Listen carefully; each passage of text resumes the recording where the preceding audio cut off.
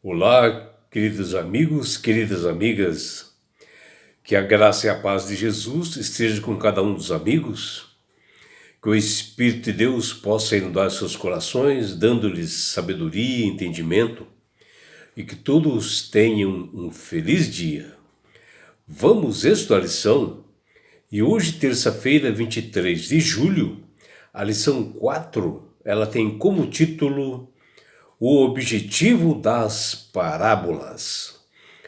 E a lição de hoje está baseada no livro de Marcos, no capítulo 4, do versículos 10 até 12. E aqui nesses versículos mostram por que Jesus ensinava, os seus discípulos e a todas as pessoas usando as parábolas.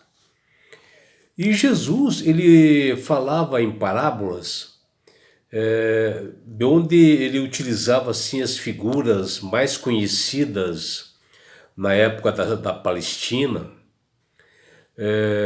como a agricultura, a pesca, o trabalho, para ensinar as verdades do reino dos céus, justamente para as pessoas mais sinceras, pessoas fiéis, pessoas sensíveis, que entenderiam a vontade e o querer de Deus, e que a vontade e o querer de Deus era justamente salvar essas pessoas. E as parábolas, para algumas pessoas, poderiam até ser entendidas que Jesus está falando somente para aqueles grupos que faziam parte da sua vivência, da sua fidelidade. Mas que isto realmente não é verdade,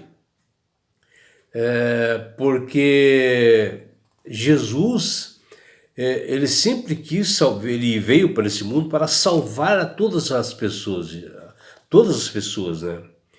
E Jesus não rejeitava ninguém, todos que o procuravam, ele procurava falar a verdade para salvar. Até ele disse, o que vem a mim, de maneira nenhuma a rejeitarei, que está lá em João capítulo 6, versículo 37. E a Bíblia, ela menciona em Isaías capítulo 6, versículo de 1 a 13, que o profeta teve uma visão no céu, né? Onde ele viu Deus no seu trono, e ali ele observou a glória divina, e assim ele sentiu-se muito culpado, impuro, pecador, e veio um anjo celestial e purificou e deu mais confiança a ele e colocou uma brasa, né, viva no altar. E assim ele, Isaías, teve a coragem para responder a Deus o seu chamado, para que ele pudesse transmitir ao povo de Israel uma mensagem urgente de salvação e um alerta para aquelas pessoas que rejeitavam a verdade. E Jesus, no livro de Marcos, capítulo 4, versículo 12, ele coloca bem claro os seus objetivos relacionados às parábolas. E ele nos diz, para que vendo, vejam, e não percebam, e ouvindo, ouçam, e não entendam, para que não venham a converter-se e haja perdão para eles. Está ali em Marcos capítulo 4, versículo 12. O sentido aqui desta frase é bem ao contrário de que muitos interpretam ou pensam, né? Onde as parábolas de Jesus, ela não tem o propósito de esconder nada das pessoas, principalmente, né, a verdade. E a mensagem é justamente para salvar e para que elas fossem assim apresentadas, as parábolas, né, para revelar a verdade e a mensagem que Deus queria passar para aquelas pessoas. E somente as pessoas que tinham vontade, que tinham desejo no coração de estar no reino dos céus. E isso tem que acontecer pela sinceridade, pelo comprometimento do coração. compromisso com Deus, isso é importante. E não por simples interesse mundano, como a maioria das pessoas que estavam ali naquelas multidões. E o povo de Deus que entende bem as parábolas de Jesus, ao contrário, né, de muitas pessoas infiéis que interpretam mal as parábolas, na realidade, as pessoas que buscam saber a verdade, que buscam realmente o entendimento, são pessoas realmente comprometidas com Cristo. E já as pessoas, ao contrário, pessoas que realmente queriam perseguir os cristãos e queriam realmente sufocar o evangelho, os seus ouvidos não estavam assim fechados, né, para as coisas espirituais. E por isso que Cristo repreendia, né, os seus discípulos quando eles não entendiam as parábolas, que está lá em Marcos capítulo 4, versículo 13, e Marcos capítulo 7, versículo 18, que ele menciona que eles deveriam buscar no Espírito Santo para dar-lhes o entendimento, sabedoria.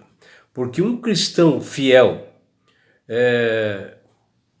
e que busca realmente a verdade, que busca estar atento, eles são sensíveis à palavra de Deus, ao seu chamado. Ele tem o desejo, a vontade dentro do seu coração de servir ao Senhor, de ouvir a mensagem da voz do Espírito Santo, e procuram se salvar e alcançar o reino dos céus, e fazem isto por amor a Deus. E o objetivo das parábolas é transmitir ensinamentos do reino dos céus. E esse foi o objetivo que sempre Jesus teve em passar essa mensagem para pessoas sinceras, pessoas que querem compromisso com Ele. E através das narrativas dele, Jesus, em curtas e breves assim, mensagens, era facilitar o processo de consagração, de entendimento dessa pessoa, trazendo a compreensão da verdade. Você pode até pensar que Jesus falava por parábolas para que pessoas que não pertenciam ao seu grupo não entendessem. Mas não é verdade. Porém, em várias partes da Bíblia, vem bem ao contrário, e até menciona o motivo dessas pessoas não se interessarem pelo Evangelho eterno, que os deixava bastante triste, né? Deixava Jesus muito triste devido à dureza dos corações dessas pessoas, onde os opositores, né, tinham regras assim arbitrárias, né, desprovidas de compaixão, principalmente os fariseus e escribas. Eles não tinham amor ou interesse pelo bem, e eles eram assim inegociáveis em suas posições, e tinham atitudes assim que achavam que eram como Deus, né? Que eles tinham a verdade nas mãos, e não reconheciam a Jesus como Salvador e Senhor, não reconheciam Jesus como Messias. E Cristo até levou a sério, né, o que os escribas falavam sobre ele quando o acusavam, né? Quando os escribas disseram para Jesus, ele está possesso de Beelzebu, que está lá em Marcos 3:22. E Jesus até explicou a eles, escribas, que eles estavam errados, e deu até exemplos para que eles pudessem entender.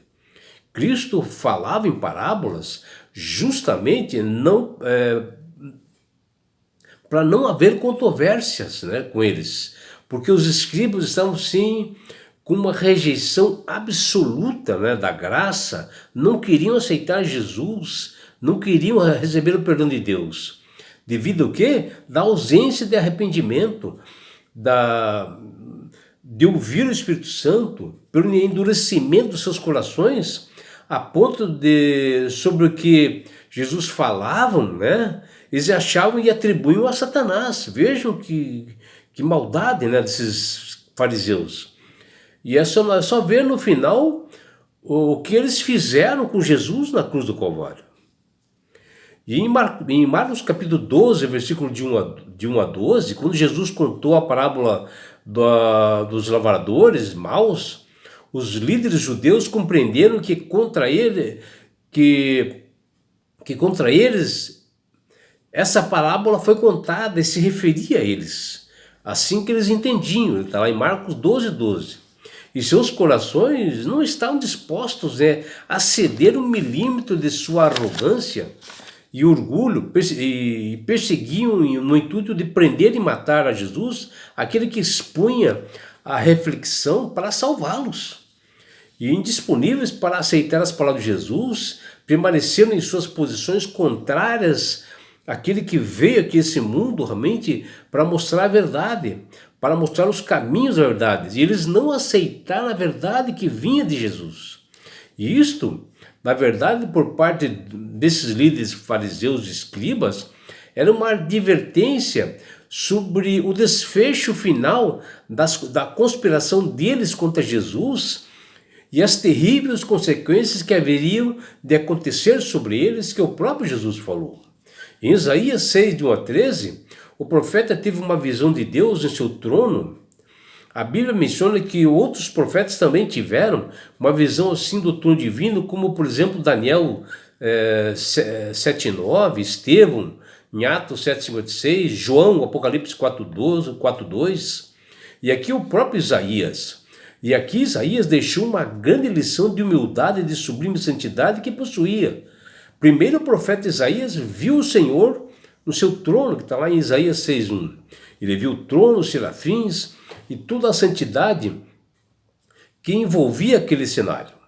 E logo Isaías viu a si mesmo, como pecador, contemplando essa revelação da glória e a majestade do seu Senhor. Isaías, ao olhar para Deus, produziu um arrependimento e confissão, e ele se viu esmagado pela glória do Senhor e por sua impureza que continha na sua vida. E Isaías, no céu, viu o perfeito, então se deu conta da sua imperfeição como pecador.